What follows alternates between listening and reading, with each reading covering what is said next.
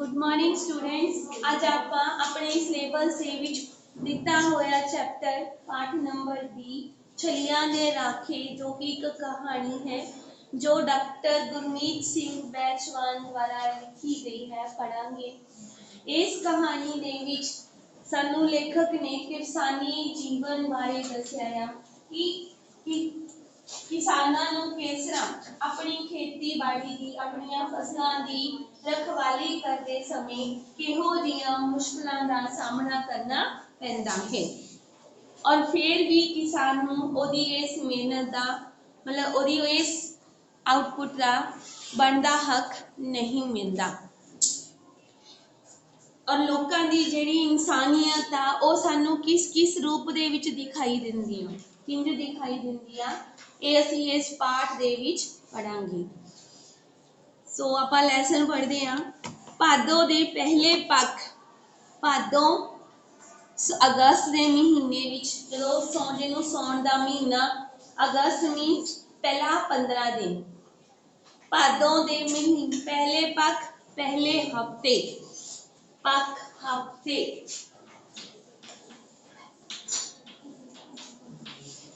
पहले हफ्ते विच एक साल झड़ी लग गई। झड़ी की हुंदी आ? लगातार मींह पई जाना।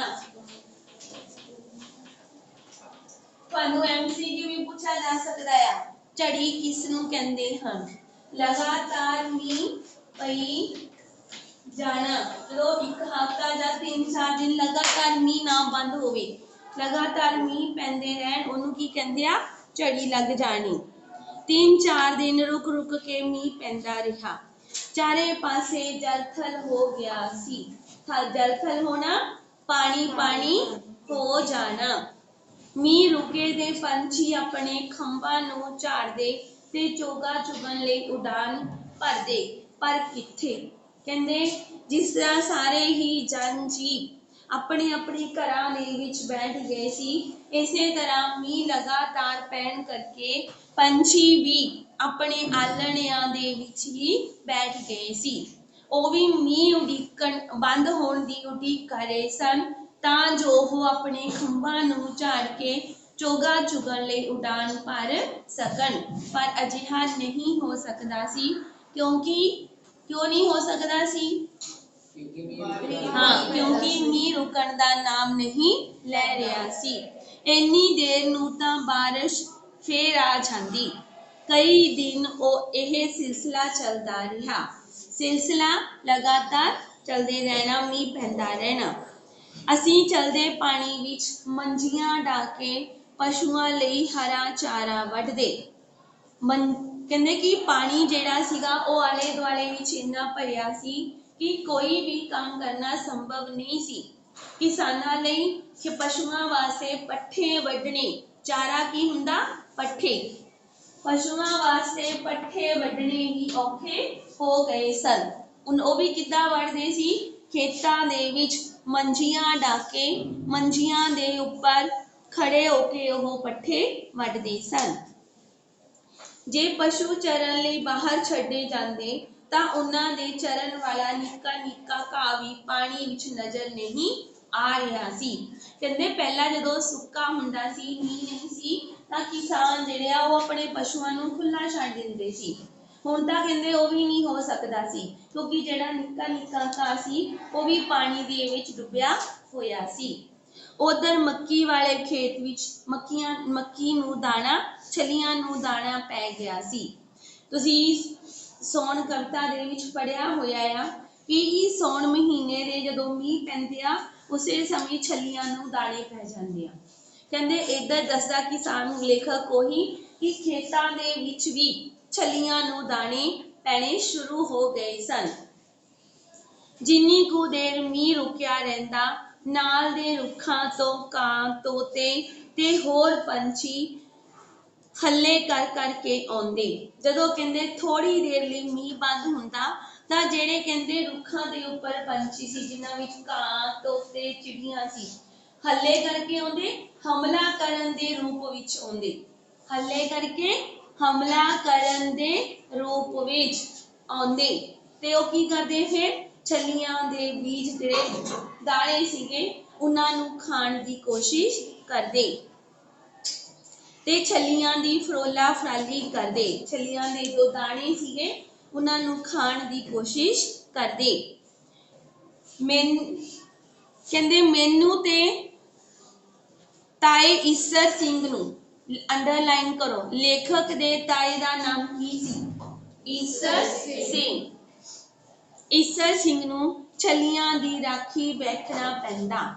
ਕਹਿੰਦਾ ਜੇਕਰ ਉਹਨਾਂ ਨੂੰ ਪੰਛੀਆਂ ਨੂੰ ਅਜਿਹਾ ਕਰਨ ਲਈ ਖੁੱਲ੍ਹ ਦਿੱਤੀ ਜਾਂਦੀ ਤਾਂ ਉਹ ਪੰਛੀ ਸਾਰੀ ਹੀ ਮੱਕੀ ਦੀ ਫਸਲ ਨੂੰ ਤਬਾਹ ਕਰ ਦਿੰਦੇ, ਖਰਾਬ ਕਰ ਦਿੰਦੇ। ਕਹਿੰਦਾ ਇਸ ਲਈ ਮੈਂ ਆਪਣੇ ਤਾਏ ਦੇ ਨਾਲ ਉਹਨਾਂ ਛੱਲੀਆਂ ਦੀ ਰਾਖੀ ਕਰਨ ਲਈ ਮੀਂਹ ਵਿੱਚ ਬੈਠਾ ਹੋਇਆ ਸੀ। ਰੌਲਾ ਗੋਲਾ ਕੀਤਿਆਂ ਪੰਛੀ ਖੇਤ ਵਿੱਚੋਂ ਉੱਡ ਤਾਂ ਜਾਂਦੇ, ਪਰ ਅੱਖ ਦੇ ਫੋਰ ਵਿੱਚ ਛੱਲੀਆਂ ਨੂੰ ਫੇਰ ਆ ਪੈਂਦੇ। ਕਹਿੰਦੇ ਜਦੋਂ ਅਸੀਂ ਦੋਨੋਂ ਤਾਇਆ ਭਤੀਜਾ ਛੱਲੀਆਂ ਦੀ ਰਖਵਾਲੀ ਕਰਦੇ ਹੋਏ, ਰੌਲਾ ਪਾਉਂਦੇ ਹੋਏ ਪੰਛੀਆਂ ਨੂੰ ਉੱਥੋਂ ਦੂਰ ਕਰਨ ਦੀ ਕੋਸ਼ਿਸ਼ ਕਰਦੇ, ਕਹਿੰਦਾ ਥੋੜੇ ਟਾਈਮ ਲਈ ਉਹ ਪੰਛੀ ਉੱਥੋਂ ਚਲੇ ਵੀ ਜਾਂਦੇ, ਪਰ ਫੇਰ ਵਾਪਸ ਅੱਖ ਝਪਕਦੇ ਹੀ ਉਹ ਵਾਪਸ ਆ ਜਾਂਦੇ। ਅੱਖ ਦੇ ਫੋਰ ਮੀਨਸ ਅੱਖ ਝਪਕਦੇ ਹੀ। ਤਾਇਆ ਖਾਲੀ ਪੀਪਾ ਖੜਕਾਈ ਜਾਂਦਾ। ਉਹ ਹਰ ਕੋਸ਼ਿਸ਼ ਕਰਦੇ ਪੰਛੀਆਂ ਨੂੰ ਆਪਣੇ ਖੇਤਾਂ ਵਿੱਚੋਂ ਭਜਾਉਣ ਦੀ। ਤਾਂ ਲੇਖਕ ਦੱਸਦਾ ਕਿ ਉਹਦਾ ਤਾਇਆ ਜਦੋਂ ਨਹੀਂ ਸੀ ਉਹਦੀ ਆਵਾਜ਼ ਕੰਮ ਕਰਨ ਲੱਗਦੀ ਤਾਂ ਉਹਨੇ ਖਾਲੀ ਪੀਪਾ ਖੜਕਾਉਣਾ ਸ਼ੁਰੂ ਕਰ ਦਿੱਤਾ ਤਾਂ ਜੋ ਸ਼ੋਰ ਦੇ ਨਾਲ ਹੀ ਪੰਛੀ ਉੱਡ ਜਾਣ। ਹੜਾਤ ਹੜਾਤ ਕਰਦਿਆਂ ਸਾਡੇ ਸੰਗ ਪਾਟਣ ਨੂੰ ਹੋ ਗਏ, ਸੰਗ ਗਲਾ। ਕਹਿੰਦਾ ਰੌਲਾ ਪਾਉਂਦਿਆਂ ਪਾਉਂਦਿਆਂ ਸਾਡੇ ਗਲੇ ਦੀ ਆਵਾਜ਼ ਵੀ ਬੰਦ ਹੋਣੀ ਸ਼ੁਰੂ ਹੋ ਗਈ ਸੀ। ਪੰਛੀ ਸਾਡੀ ਪੇਸ਼ ਨਹੀਂ ਸੀ ਜਾਣ ਦੇ ਰਹੇ, ਪਰ ਅਸੀਂ ਕਹਿੰਦੇ ਪੰਛੀਆਂ ਨੂੰ ਆਪਣੇ ਖੇਤਾਂ ਵਿੱਚੋਂ ਭਜਾਉਣ ਵਿੱਚ ਲਗਾਤਾਰ ਅਸਫਲ ਹੀ ਹੋਈ ਜਾ ਰਹੇ ਸਾਂ। ਤਾਇਆ ਬੋਲਿਆ ਆਪਾਂ ਨੂੰ ਕੁਝ ਕਰਨਾ ਪਊ, ਨਹੀਂ ਤਾਂ ਸਾਰੀਆਂ ਛੱਲੀਆਂ ਨੂੰ ਇਹ ਪੰਛੀ ਹੀ ਚੁੰਡ ਲੈਣਗੇ।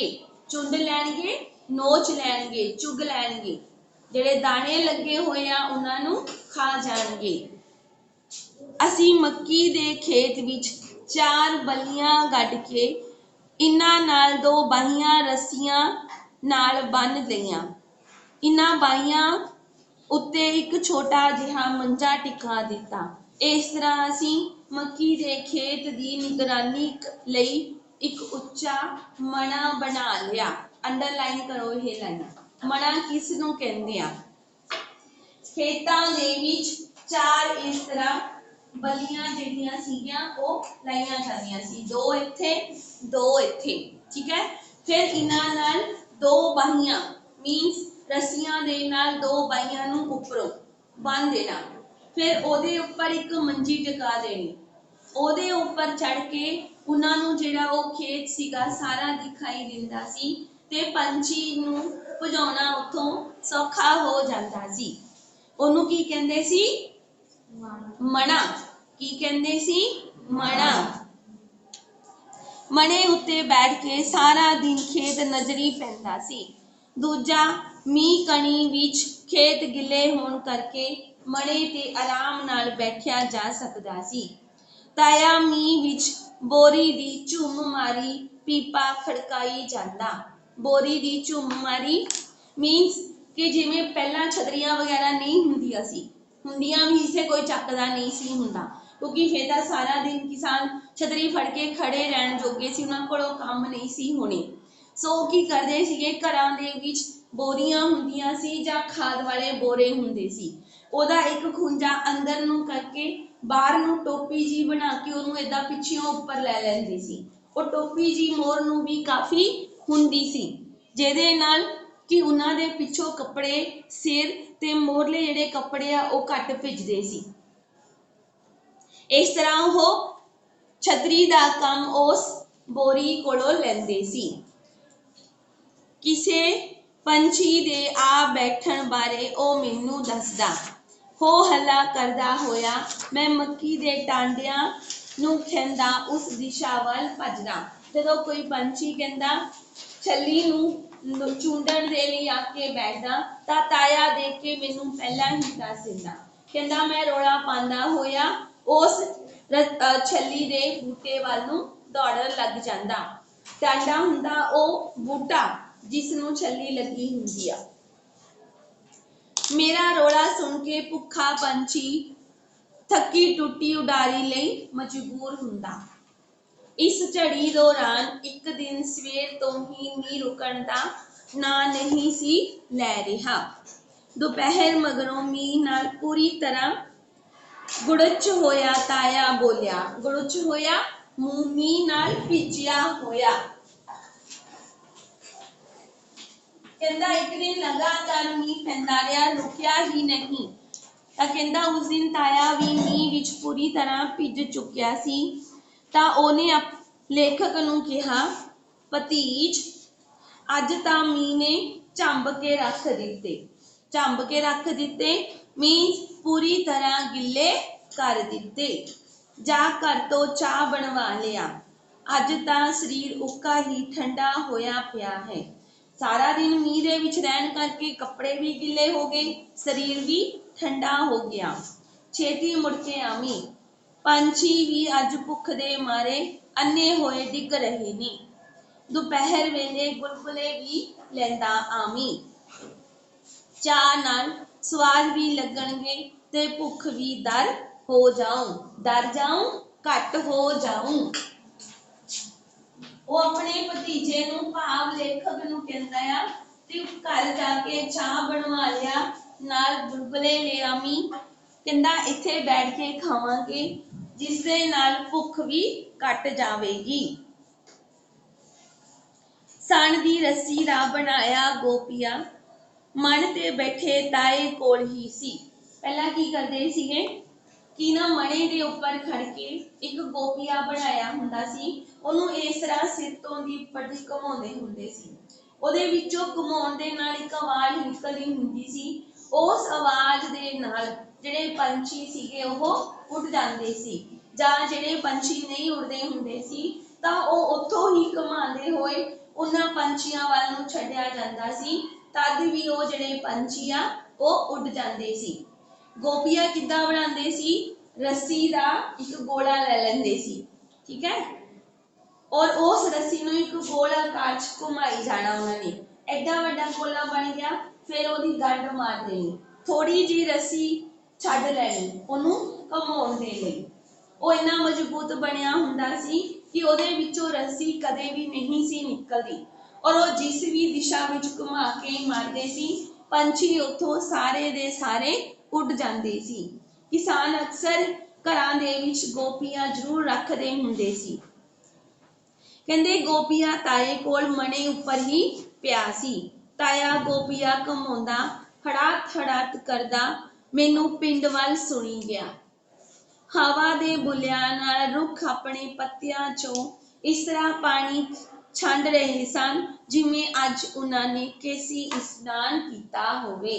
ਕਹਿੰਦੇ ਕਿ ਜਿਵੇਂ ਗਿੱਲੇ ਬਾਲਾਂ ਵਿੱਚੋਂ ਪਾਣੀ ਨਿਚੜਦਾ ਆ, ਇਸੇ ਤਰ੍ਹਾਂ ਹੀ ਪੱਤਿਆਂ ਵਿੱਚੋਂ ਵੀ ਹਵਾ ਦੇ ਨਾਲ ਪਾਣੀ ਨਿਚੜ ਰਿਹਾ ਸੀ। ਤਾਏ ਦੇ ਕਹੇ ਮੁਤਾਬਕ ਮੈਂ ਉਨੀ ਪੈਰੀ ਘਰੋਂ ਚਾਹ ਤੇ ਗੁਲਗੁਲੇ ਲੈ ਕੇ ਖੇਤ ਨੂੰ ਮੁੜ ਪਿਆ। ਕਣੀਆਂ ਦੇ ਬਰੀਕ ਬਰੀਕ ਝਾੜੇ ਵਿੱਚ ਮੈਂ ਦੇਖਿਆ ਕਿ ਕਿੰਨੇ ਹੀ ਗੰਡੋਏ ਧਰਤੀ ਤੇ ਰੀਂਗ ਰਹੇ ਸਨ। ਗੰਡੋਇਆਂ ਦੇ ਪੈਰ ਧਰਨ ਤੋਂ ਗੁਰੇਜ਼ ਕਰਦਾ ਮੈਂ ਕਦੀ ਲੰਮੀ ਤੇ ਛੋਟੀ ਡੀਂਗ ਪੁੱਟਦਾ। ਡੀਂਗ ਹੁੰਦਾ ਕਦਮ, ਕਦੀ ਛੋਟਾ ਕਦਮ ਪੁੱਟਦਾ ਤੇ ਕਦੀ ਵੱਡਾ, ਤਾਂ ਜੋ ਕੋਈ ਮੇਰਾ ਪੈਰ ਗੰਡੋਏ ਉੱਪਰ ਨਾ ਪੈ ਜਾਵੇ। ਫਿਰਨੀ ਤੋਂ ਖੇਤ ਵੱਲ ਮੁੜਦਿਆਂ ਜਦੋਂ ਮੈਂ ਮੱਕੀ ਦੇ ਖੇਤ ਦੀ ਵੱਟ ਤੋਂ ਲੰਘ ਰਿਹਾ ਸਾਂ ਤਾਂ ਅਣਦੇਖੀ ਕਾਰਨ ਮੇਰਾ ਪੈਰ ਵੱਟ ਤੇ ਪਏ ਇੱਕ ਸੱਪ ਤੇ ਜਾ ਟਿਕਿਆ। ਕਹਿੰਦਾ ਜਦੋਂ ਮੈਂ ਆਪਣੇ ਆਪ ਨੂੰ ਗੰਡੋਇਆਂ ਤੋਂ ਬਚਾਉਂਦਾ ਹੋਇਆ ਤੁਰਿਆ ਜਾ ਰਿਹਾ ਸੀ ਤਾਂ ਅਚਾਨਕ ਮੇਰਾ ਜਿਹੜਾ ਪੈਰ ਆ ਖੁੱਡ ਚੋਂ ਬਾਹਰ ਨਿਕਲ ਕੇ ਵੱਟ ਦੇ ਉੱਪਰ ਪਏ ਹੋਏ ਸੱਪ ਦੇ ਉੱਪਰ ਰੱਖਿਆ ਗਿਆ। ਮੈਂ ਡਰ ਗਿਆ, ਪਰ ਉਸਨੇ ਮੈਨੂੰ ਕੁਝ ਨਾ ਕਿਹਾ। ਕਹਿੰਦਾ ਇਹ ਅਜਿਹਾ ਕਰਕੇ ਮੈਨੂੰ ਬਹੁਤ ਡਰ ਲੱਗਿਆ, ਪਰ ਕਹਿੰਦੇ ਸੱਪ ਜਿਹੜਾ ਸੀਗਾ ਉਹਨੇ ਮੈਨੂੰ ਕੁਝ ਨਾ ਕਿਹਾ। ਚੂਹੇ ਨੂੰ ਮਾਰਨ ਵਿੱਚ ਰੁੱਝਿਆ ਸੱਪ ਨਹੀਂ, ਸਗੋਂ ਉਹ ਤਾਂ ਟਿਕਟਿਕੀ ਲਾ ਕੇ ਵੱਟ 'ਚ ਖੁੱਡ ਪੁੱਟ ਰਹੇ ਚੂਹੇ ਵੱਲ ਵੇਖ ਰਿਹਾ ਸੀ। ਕਹਿੰਦਾ ਸੱਪ ਆਪ ਬਿਜ਼ੀ ਸੀ, ਕਿਹਨੂੰ ਦੇਖ ਦੇ ਵਿੱਚ? ਚੂਹੇ ਨੂੰ, ਜੋ ਕਿ ਖੇਤ ਦੇ ਵਿੱਚ ਆਪਣੇ ਲੁਕਣ ਲਈ ਕੋਈ ਖੁੱਡ ਪੁੱਟ ਰਿਹਾ ਸੀ। ਉਸ ਸਮੇਂ ਕਹਿੰਦਾ ਇੰਨਾ ਪਾਣੀ, ਜਦੋਂ ਵੀ ਤੁਸੀਂ ਦੇਖੋ ਨਾ ਕਿ ਜਦੋਂ ਮੀਂਹ ਪੈਂਦੇ ਆ ਚਾਰੇ ਪਾਸੇ ਪਾਣੀ ਪਾਣੀ ਹੋ ਜਾਂਦਾ, ਜਿਹੜੀਆਂ ਸੱਪਾਂ ਤੇ ਚੂਹਿਆਂ ਦੀਆਂ ਖੁੱਡਾਂ ਹੁੰਦੀਆਂ ਨੇ ਉਹਨਾਂ 'ਚ ਵੀ ਪਾਣੀ ਭਰ ਜਾਂਦਾ, ਤਾਂ ਇਹ ਜਿਹੜੇ ਜੀਵ ਜੰਤੂ ਨੇ ਇਹ ਵੀ ਪਾਣੀ ਦੇ ਵਿੱਚ ਹੀ ਬਾਹਰ ਆ ਜਾਂਦੇ ਆ। ਕਿਆ ਦੇਖਦੇ ਵੀ ਨਾ, ਉੱਥੇ ਨਾ ਜਾਈ, ਉੱਥੇ ਪਾਣੀ ਦੇ ਵਿੱਚ ਸੱਪ ਸੀ, ਸੁਣਦੇ ਹੋ ਨਾ? ਮਤਲਬ ਕਿ ਇਹ ਜਿਹੜੇ ਜੀਵ ਜੰਤੂ ਹੁੰਦੇ ਆ ਪਾਣੀ ਦੇ ਵਿੱਚ ਬਾਹਰ ਆ ਜਾਂਦੇ ਆ। ਇਸੇ ਤਰ੍ਹਾਂ ਹੀ ਖੇਤ ਦੇ ਵਿੱਚ ਜਿੰਨੀਆਂ ਵੀ ਖੁੱਡਾਂ ਸੀ ਉਹਨਾਂ ਵਿੱਚ ਪਾਣੀ ਭਰਨ ਦੇ ਕਾਰਨ ਸੱਪ ਤੇ ਚੂਹਾ ਵੀ ਬਾਹਰ ਆ ਗਏ ਸੀ। ਚੂਹਾ ਆਪਣੇ ਲਈ ਨਵੀਂ ਖੁੱਡ ਬਣਾ ਰਿਹਾ ਸੀ। ਸੱਪ ਵੀ ਭੁੱਖਾ ਲੱਗਦਾ ਸੀ। ਮੈਂ ਸੱਪ ਨੂੰ ਨਾ ਮਾਰਿਆ ਕਿਉਂਕਿ ਉਸਨੇ ਮੈਨੂੰ ਕੁਝ ਨਹੀਂ ਕਿਹਾ ਸੀ। ਚੂਹੇ ਨੂੰ ਮਾਰਨ ਵਿੱਚ ਰੁੱਝਿਆ ਸੱਪ ਮੈਨੂੰ ਮੇਰੀ ਮਦਦ ਕਰਦਾ ਪ੍ਰਤੀਤ ਹੋਇਆ। ਚੂਹੇ ਵੀ ਮੱਕੀ ਦੇ ਟਾਂਡਿਆਂ ਤੇ ਚੜ੍ਹ ਕੇ ਆਪਣੇ ਤਿੱਖੇ ਦੰਦਾਂ ਨਾਲ ਛੱਲੀਆਂ ਦਾ ਨੁਕਸਾਨ ਕਰ ਜਾਂਦੇ ਹਨ। ਚੂਹੇ ਵੀ ਫਸਲਾਂ ਨੂੰ ਖਰਾਬ ਕਰਦੇ ਆ, ਇੱਕ ਗੰਨੇ ਦੀ ਫਸਲ ਨੂੰ, ਇੱਕ ਇਹਨੂੰ ਛੱਲੀਆਂ ਨੂੰ। ਇਸ ਲਈ ਉਸ ਸਮੇਂ ਜਦੋਂ ਇਹ ਫਸਲਾਂ ਵੱਡੀਆਂ ਹੁੰਦੀਆਂ ਨੇ ਤਾਂ ਇਹਨਾਂ ਨੂੰ ਚੂਹਿਆਂ ਤੋਂ ਬਚਾ ਕੇ ਰੱਖਣ ਦੀ ਕੋਸ਼ਿਸ਼ ਵੀ ਕੀਤੀ ਜਾਂਦੀ ਆ। ਤਾਂ ਕਹਿੰਦੇ ਦੂਜਾ ਸੱਪ ਨੇ, ਪਹਿਲਾਂ ਤਾਂ ਮੈਨੂੰ ਸੱਪ ਨੇ ਕੁਝ ਨਹੀਂ ਕਿਹਾ ਸੀ, ਦੂਸਰਾ ਉਹ ਮੇਰੀ ਮਦਦ ਕਰ ਰਿਹਾ ਸੀ ਚੂਹੇ ਨੂੰ ਮੇਰੀ ਫਸਲ ਤੋਂ ਬਚਾਉਣ ਲਈ। ਕਹਿੰਦਾ ਮਨ 'ਚ ਅਜਿਹੇ ਖਿਆਲੀ ਮੈਂ ਮਣੇ ਵੱਲ ਨੂੰ ਹੋ ਤੁਰਿਆ। ਮੈਂ ਚਾਹ ਦੀ ਕੇਤਲੀ ਤੇ ਗੁਲਗੁਲੇ ਮਣੇ ਤੇ ਬੈਠੇ ਤਾਏ ਨੂੰ ਫੜਾ ਦਿੱਤੇ। ਤਾਇਆ ਚਾਹ ਤੇ ਗੁਲਗੁਲਿਆਂ ਦਾ ਆਨੰਦ ਲੈਣ ਲੱਗਾ। ਸਾਹਮਣੇ ਰੁੱਖਾਂ ਤੇ ਬੈਠੇ ਪੰਛੀਆਂ ਦਾ ਧਿਆਨ ਸਾਡੇ ਵੱਲ ਹੀ ਸੀ।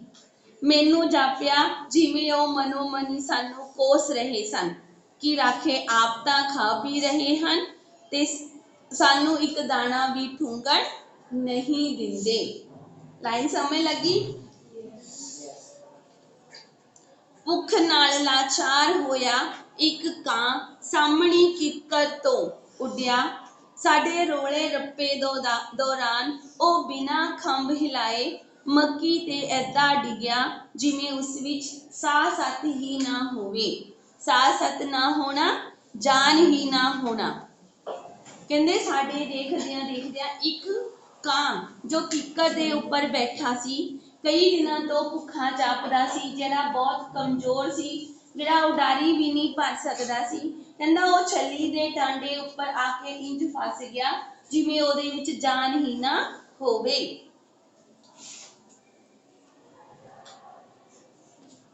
ਰੋਲਾ ਪਾਏ ਤੋਂ ਵੀ ਉਹ ਨਾ ਉੱਡਿਆ। ਮੈਂ ਦੇਖਿਆ ਉਹ ਛੱਲੀ ਦੇ ਟਾਂਡੇ ਦੇ ਵਿਚਕਾਰ ਪੌਂਚੇ ਫਸਾਈ ਬੈਠਾ ਸੀ। ਅੜਾਣਾ ਫਸਾਉਣਾ, ਪੌਂਚੇ ਫਸਾਈ ਬੈਠਾ ਸੀ। ਕਈ ਦਿਨਾਂ ਦੀ ਭੁੱਖ ਦੀ ਕਮਜ਼ੋਰੀ ਕਾਰਨ ਉਸ ਵਿੱਚ ਛੱਲੀ ਨੂੰ ਛਿੱਲਣ ਤੱਕ ਦੀ ਵੀ ਹਿੰਮਤ ਨਹੀਂ ਸੀ। ਮੈਂ ਉਸਦੇ ਨੇੜੇ ਹੋ ਗਿਆ ਪਰ ਉਹ ਨਾ ਉੱਡ ਸਕਿਆ ਤੇ ਨਾ ਹੀ ਡਰਿਆ। ਕਹਿੰਦੇ ਉਹਦੀ ਹਾਲਤ ਜਿਹੜੀ ਇੰਨੀ ਨਾਜ਼ੁਕ ਹੋ ਚੁੱਕੀ ਸੀ ਕਿ ਉਹਦੇ ਵਿੱਚ ਇੰਨੀ ਹਿੰਮਤ ਨਹੀਂ ਸੀ ਉਹ ਛੱਲੀ ਨੂੰ ਛਿੱਲ ਕੇ ਉਹਦੇ ਵਿੱਚੋਂ ਦਾਣੇ ਚੁਗ ਸਕੇ, ਅਤੇ ਨਾ ਹੀ ਉਹਦੇ ਵਿੱਚ ਉਡਾਰੀ ਭਰਨ ਦੀ ਸੀ। ਲੇਖਕ ਕਹਿੰਦਾ ਜਿੱਦਾਂ ਹੀ ਮੈਂ ਉਹਦੇ ਕੋਲ ਗਿਆ, ਨਾ ਕਹਿੰਦਾ ਉਹ ਮੇਰੇ ਕੋਲੋਂ ਡਰਿਆ ਤੇ ਨਾ ਹੀ ਉਸਨੇ ਉਡਾਰੀ ਭਰਨ ਦੀ ਕੋਸ਼ਿਸ਼ ਕੀਤੀ। ਕਾਂ ਦੀ ਹਾਲਤ ਸਮਝਣ ਲੱਗੇ ਮੈਨੂੰ ਦੇਰ ਨਾ ਲੱਗੀ। ਮੈਂ ਸੋਚਿਆ ਕਿ ਭੁੱਖੇ ਤੇ ਬੇਬਸ ਹੋਏ ਕਾਂ ਨੂੰ ਮਾਰਨਾ ਨਹੀਂ ਚਾਹੀਦਾ, ਕਿਉਂਕਿ ਉਸਨੇ ਛੱਲੀ ਵੀ ਨਹੀਂ ਸੀ ਠੁੰਗੀ ਤੇ ਉਹ ਮੇਰਾ ਚੋਰ ਵੀ ਨਹੀਂ ਸੀ। ਮੈਨੂੰ ਇਹ ਅਹਿਸਾਸ ਹੋਇਆ ਕਿ ਜੇ ਮੈਨੂੰ ਸੱਪ ਨੇ ਡੰਗਿਆ ਹੁੰਦਾ ਤਾਂ ਕੀ ਮੈਂ ਕਾਂ ਨੂੰ ਮਾਰ ਸਕਦਾ? ਤਾਇਆ ਭਾਵੇਂ ਕਈ ਦਿਨਾਂ ਤੋਂ ਕਿਸੇ ਕਾਂ ਨੂੰ ਮਾਰਨ ਦੀ ਤਾਕ ਵਿੱਚ ਸੀ ਤਾਂ ਜੋ ਉਹ ਮਰੇ ਹੋਏ ਕਾਂ ਨੂੰ ਮਣੇ ਤੇ ਟੰਗ ਕੇ बाकी दे पंछियां नूं डरा सके। पहला इदां भी कीता जांदा सी, किसी मरे हुए पंछी नूं टंग दिता जांदा सी ताकि जेड़ा भी पंछी उत्थे आवे वो उस पंछी नूं देख के डर जावे कि इत्थे आके फसल नूं खराब करना मतलब अपने आप नूं मौत दे हवाले करना। अजिहे हालात विच मैं कां नूं मार के ताई दियां नज़रां विच तां चंगा बन जांदा, पर अपनियां नज़रां विच नहीं। उदों मैनूं अपने पिंडे ते हंडाए भुख ते तिहाकड़े भी याद आए जदों मैं डंगर चारदा हुंदा सी।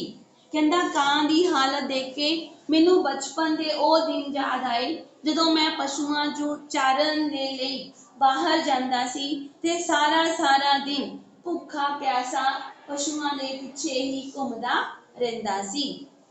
मैं ताए तो अख बचा के एक छल्ली भन्नी, उसदे दाने भोर के हथेली ते रख के कां नूं खिलाउण लगा। कां मेरे हथ दी तली तो दाना चुकदा, मेरे वाल तकदा ते सिर नीवा कर लैंदा।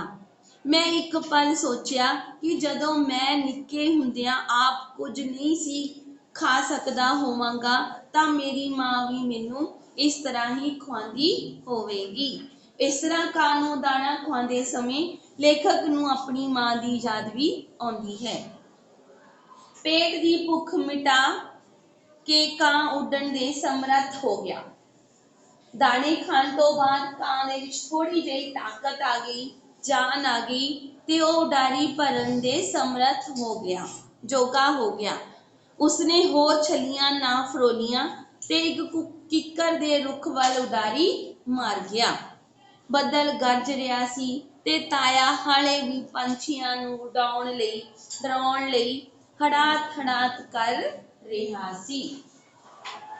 ਇਹ ਸੀਗਾ ਸਾਡੀ ਕਹਾਣੀ ਛਲੀਆਂ ਦੇ ਰਾਖੇ, ਜਿਹਦੇ ਵਿੱਚ ਸਾਨੂੰ ਇਹ ਦੱਸਿਆ ਆ ਕਿ ਕਿਸਾਨਾਂ ਨੂੰ ਕਿੰਨੀਆਂ ਮੁਸ਼ਕਲਾਂ ਦਾ ਸਾਹਮਣਾ ਕਰਨਾ ਪੈਂਦਾ ਆ, ਪਰ ਇਨਸਾਨੀਅਤ ਕਿਸਾਨਾਂ ਦੇ ਵਿੱਚ ਇਨਸਾਨੀਅਤ ਵੀ ਹੁੰਦੀ ਆ ਤਾਂ ਇਹ ਕਰਕੇ ਉਹ ਬਾਕੀ ਜੀਵ ਜੰਤੂਆਂ ਨੂੰ ਖੇਤਾਂ ਦੇ ਵਿੱਚ ਆਉਣ ਤੋਂ ਭਾਵੇਂ ਰੋਕਦੇ ਹਨ, ਪਰ ਫਿਰ ਵੀ ਉਹਨਾਂ ਜੋਗਾ ਅਨਾਜ ਛੱਡ ਦਿੰਦੇ ਹਨ।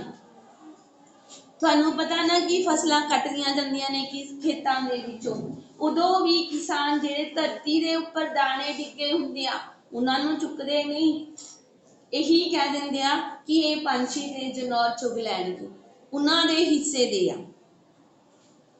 ਭਾਵ ਉਹਨਾਂ ਨੂੰ ਪਤਾ ਹੁੰਦਾ ਆ ਕਿ ਇਸ ਜੋ ਅਸੀਂ ਫਸਲ ਬੀਜੀ ਹੈ ਉਹਦੇ ਵਿੱਚ ਉਹਨਾਂ ਪੰਛੀਆਂ ਦਾ ਵੀ ਕੁਝ ਹਿੱਸਾ ਜ਼ਰੂਰ ਹੁੰਦਾ ਹੈ ਔਰ ਉਹ ਉਹਨਾਂ ਦੀ ਕਿਸਮਤ ਦਾ ਦਾਣਾ ਉਹਨਾਂ ਨੂੰ ਆਪਣੇ ਆਪ ਹੀ ਕਿਸੇ ਨਾ ਕਿਸੇ ਰੂਪ ਵਿੱਚ ਮਿਲ ਹੀ ਜਾਂਦਾ ਹੈ। ਹੁਣ ਤੁਸੀਂ ਸਾਰਿਆਂ ਨੇ ਬੇਟਾ ਜੀ ਇਸ ਲੈਸਨ ਨੂੰ पढ़ना है, कल पढ़ के आना है। मैं पहला तुहाडे कोलों क्वेश्चन पूछूंगी, फिर उस तो बाद आपां बैठ के एक्सरसाइज जिहड़ी आ डिस्कस करांगे। क्लीयर सारिਆਂ ਨੂੰ? ओके बेटा जी।